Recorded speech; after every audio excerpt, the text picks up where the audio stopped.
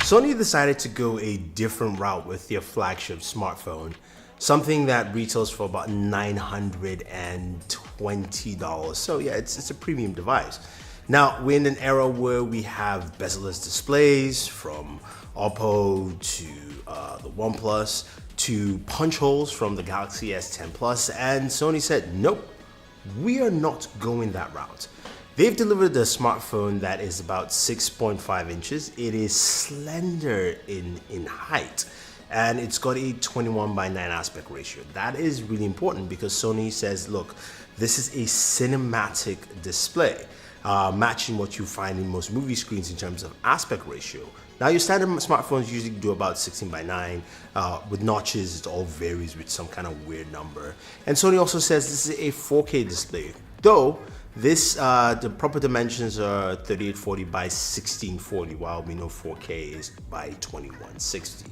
That being said, though, this does support HDR, Rec 2020, so you've got all those capabilities in there.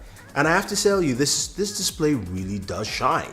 Looking at content, looking at stuff on the display, it's truly amazing. Images look really good. The wallpapers just stand out. One Punch Man. We have the link for you guys down below. If you want to pick up that wallpaper, go ahead and use it. But images stand out. Videos look really crisp. When you're on Netflix, you're browsing, and you jump into, say, like Avengers Infinity War, and you see how lovely and sharp it is in cinema mode. Now, you know, certain apps will perform a certain way. Netflix does support HDR as well, so some of the movies they have in HDR showcase really well. But whether you're watching Netflix or you're watching YouTube videos, those videos look good, and that aspect ratio really does look nice for content. I've got to say, it looks really good, and it does well. As I mentioned, there is it's a cinema display, and this is cinema mode, which you can go into the display settings to switch. And of course, when you're in cinema mode, that may use more battery life, but in case of battery life for this, I haven't noticed any hits whatsoever.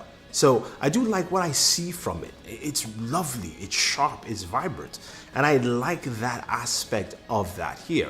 Now, combined with that, of course, you've got Dolby Atmos built into it, and then you do have stereo speakers, plus that new vibration mode they announced earlier this year, which gives a little bit more oomph when you're watching those Avengers movies, or action movies in a sense. And it comes out really nice. It's lovely. Now, the title of this video says, Xperia 1, love-hate relationship. And it really feels like that way with this device. There's so many things I do love, and there's so many things Sony has done well. The display is one of them, and we go into the fact that it's powered by Snapdragon 855. It's got 6 gigs of RAM, and some may say, I needed more, and for the pricing, I would say so. But it performs really well. Now, 128 gigabytes of storage. You can expand that with a micro SD card, and there's a SIM tray slot, which is quite easy to pull out and open and put in your SD card there. But performance is really good. We did some gaming on here. You can go check out that specific video, checking out gaming on the device that has, of course, a 21:9 aspect ratio and 4K. Now, your games do not run at 4K because most games are capped at 1080p, but they still look really good, and performance on here was very, very nice, and it ran really cool. Those are the things that Sony has done well with this device, and I've got to say, it looks pretty good. Now, you're thinking, okay, Thunder E, right? Well, videos look great. That's wonderful. Gaming is also really solid. How about usability? It's a long device, and that's where some of the things come to bear. Now, because of this aspect ratio, it's going to be harder. And I've got big hands. I've really got big hands. And for me, it's still harder to stretch to the top hand corners, and sometimes I have to use it two-handed. And that comes into play quite a bit.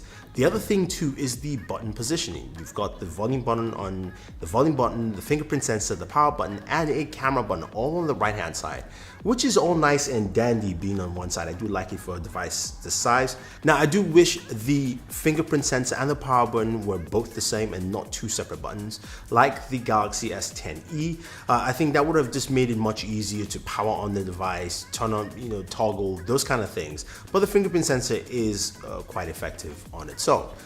But again, those are the little things that I do wish Sony just had done, because to me it makes so much more sense. The dedicated camera button is nice, and it's a nice departure from what we normally have. So I do like that there. Now you've got a 3300 milliamp battery, and granted, battery life on this is pretty good.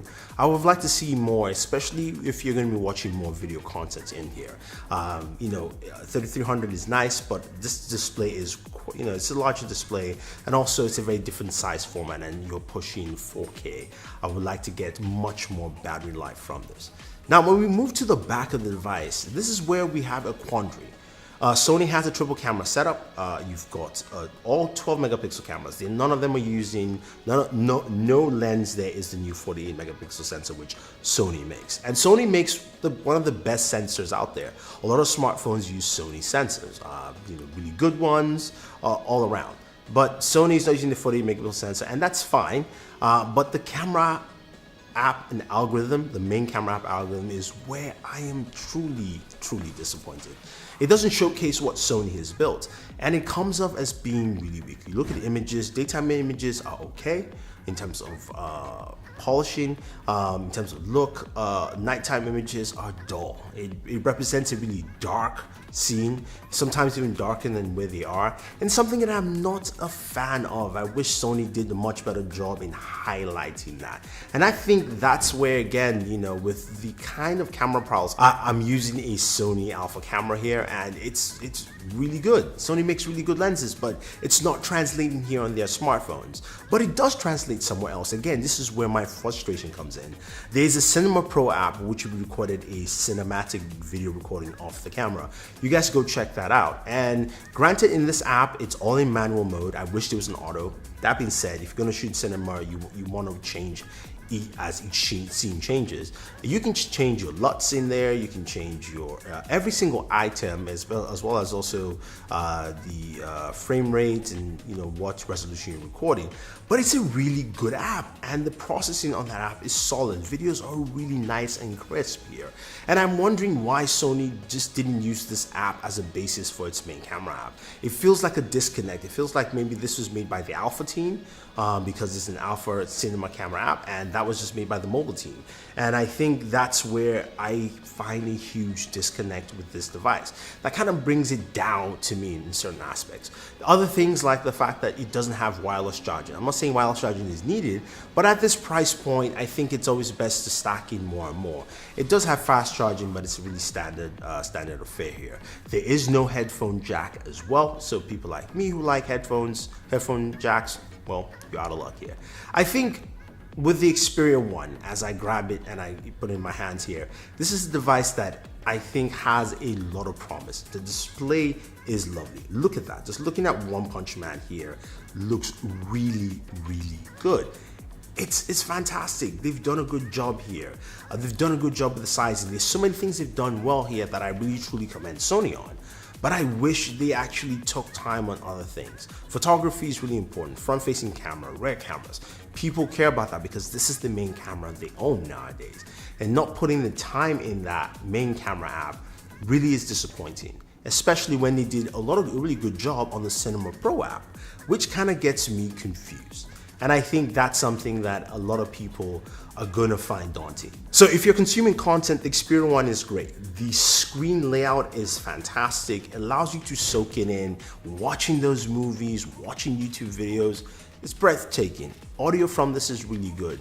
Very good battery life all around, and very good gaming performance. Yes, I am terrible at PUBG and most mobile shooters, but you get a good idea of what this phone can deliver and what Sony was trying to do. I think there's some things missing with the camera, and hopefully they can grind that out. That being said though, I think the Sony Xperia 1 has a place, and I think it has certain features that will fit for certain people. And hopefully that helps you out in this video.